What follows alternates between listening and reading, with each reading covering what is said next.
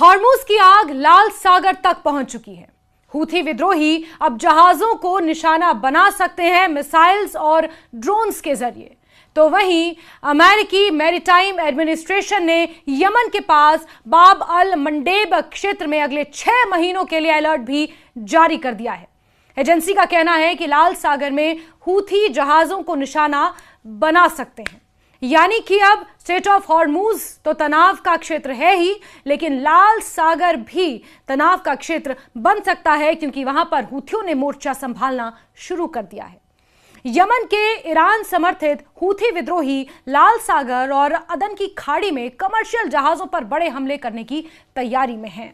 बाब अल मंदेब स्ट्रेट से गुजरने वाले अमेरिकी, ब्रिटिश और इजरायली जहाजों को हूथियों से सीधा और गंभीर खतरा महसूस हो रहा है। हूथी विद्रोही आधुनिक ड्रोन, मानव रहित अंडर वाटर व्हीकल और मिसाइलों का इस्तेमाल कर समुद्री हमले कर सकते हैं, इस तरह के संकेत मिल रहे हैं।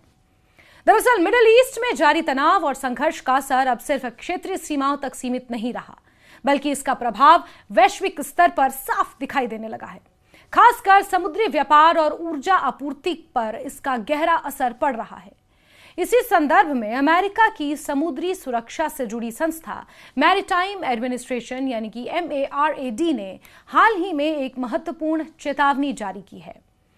इस चेतावनी में कहा गया है कि यमन के ईरान समर्थित हूथी विद्रोही आने वाले समय में लाल सागर और अदन की खाड़ी में कमर्शियल जहाजों पर बड़े हमले कर सकते हैं। ये चेतावनी न सिर्फ समुद्री कंपनियों के लिए चिंता का विषय है, बल्कि पूरी दुनिया की अर्थव्यवस्था के लिए भी एक गंभीर संकेत है। दरअसल लाल सागर और अदन की खाड़ी वैश्विक व्यापार के सबसे अहम समुद्री मार्गों में शामिल है। एशिया, यूरोप और अफ्रीका के बीच होने वाला एक बड़ा हिस्सा इसी रास्ते से गुजरता है। खासतौर पर तेल और गैस के टैंकरों के लिए यह मार्ग बेहद महत्वपूर्ण है।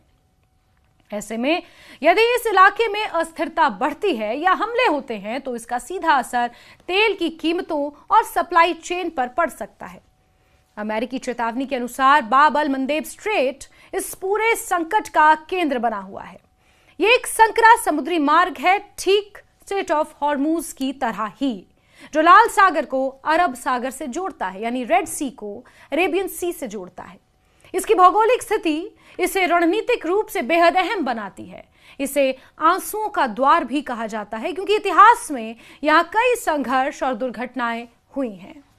यह स्ट्रेट अपने सबसे संकीर्ण हिस्से में केवल लगभग 18 मील चौड़ा है और जहाजों के आवागमन के लिए केवल 2 मील चौड़े चैनल ही उपलब्ध हैं। यही वजह है कि यहां से गुजरने वाले जहाज बेहद आसान निशाना बनाए जा सकते हैं।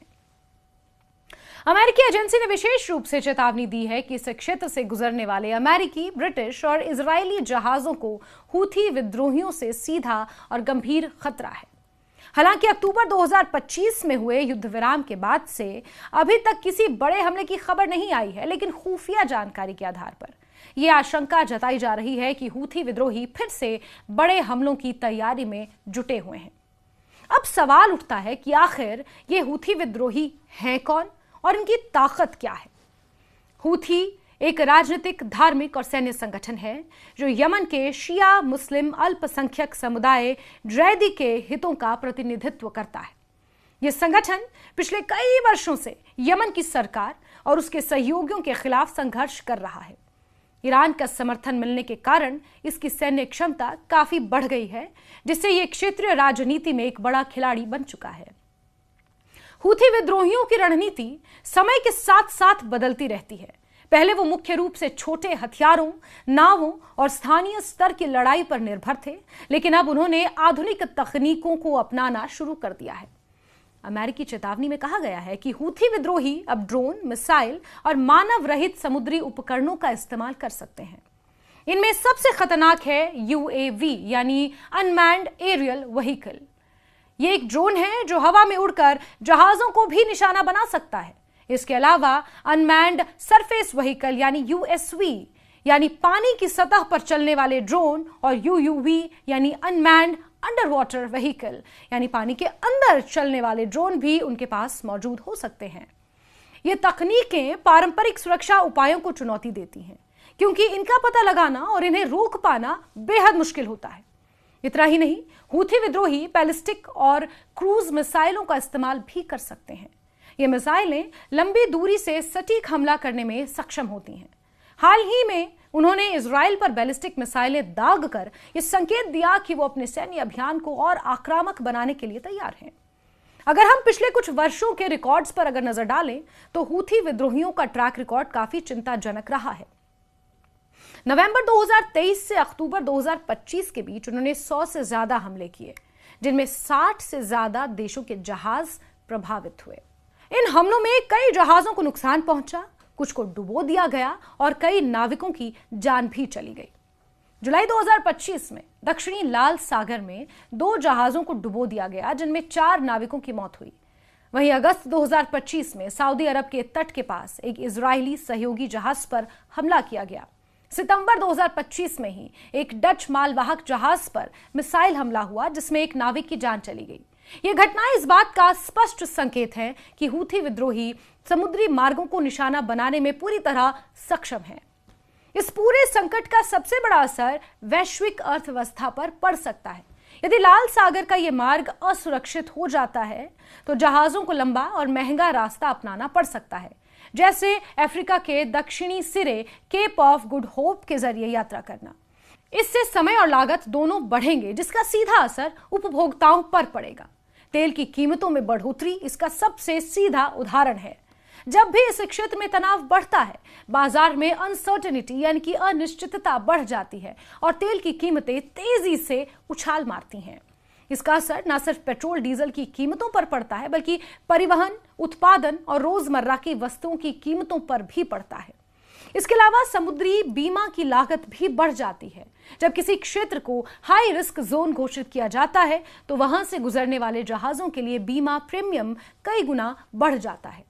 इससे व्यापार की लागत और ज्यादा बढ़ जाती है और सबसे बड़ी बात यह है कि ये वो सेक्टर है जिस पर बहुत ज्यादा लोगों का डायरेक्टली ध्यान नहीं जाता। कुल मिलाकर यह स्थिति केवल एक क्षेत्रीय संघर्ष नहीं रह गई है, बल्कि यह वैश्विक सुरक्षा और आर्थिक स्थिरता के लिए एक बड़ी चुनौती बन चुकी है। अमेरिका और उसके सहयोगी देशों के लिए यह जरूरी हो गया है कि वो इस क्षेत्र में अपनी समुद्री सुरक्षा को मजबूत करें और संभावित हमलों को रोकने के लिए ठोस कदम उठाएं।